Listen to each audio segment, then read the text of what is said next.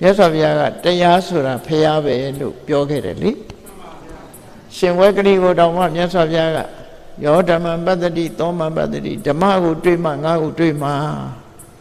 မင်းဓမ္မကိုတွေ့မှငါ့ကိုတွေ့မှငါနဲ့တွေ့မှလေဓမ္မဆိုတာသိမှလို့ရှင်နနာကိုမှားခဲ့တဲ့စကားတစ်ခုဆိုရင်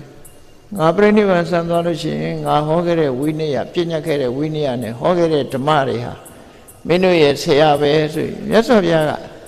successor အနေနဲ့ယာတုဆက်ခံဖို့ရပုဂ္ဂိုလ်ကိုမရွေးခဲ့ဘူးဓမ္မဝိနည်းကိုသာရွေးခဲ့တာဖြစ်တယ်အခုခေတ်ကျတော့လူကိုပဲရွေးကြတယ်လေသမထတူငြိမ်းစားယူသွားရင်နောက်သမထပုဂ္ဂိုလ်ပဲမဟုတ်လား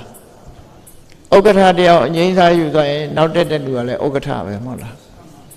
အဲ့ဒါလူလောကလူတွေကတော့ပုဂ္ဂိုလ်ပဲရွေးတာမြတ်စွာဘုရားကပုဂ္ဂိုလ်ကိုမရွေးခဲ့ဘူးဓမ္မကိုပဲရွေးခဲ့တယ်ဒါကို successor လို့ခေါ်တယ်ယာရုဆက်ခံသူမြတ်စွာဘုရားယာရုဆက်ခံတာဘယ်သူလဲလို့မေးရင်ဓမ္မဝိနည်းအခုဝိနည်းစာတော်ပြန်မွေးကြီးကျင်းပနေတယ်လက်ဖြင့်အဆိုပြီးတတ်ပြီအဲ့ဒီဝိနည်းစာတော်ပြန်မွေးဟာမြတ်စွာဘုရားမိန့်ခဲ့တဲ့စကားတိုင်းဆိုလို့ရှိရင်ဖျားပဲမြတ်စွာဘုရားငါမရှိလို့ရှိရင်ငါပြည့်ညတ်ခဲ့တဲ့ဝိနည်းငါဟောခဲ့တဲ့ဓမ္မတွေဟာမင်းတို့ရဲ့ဆရာပဲလို့ဆိုပြီး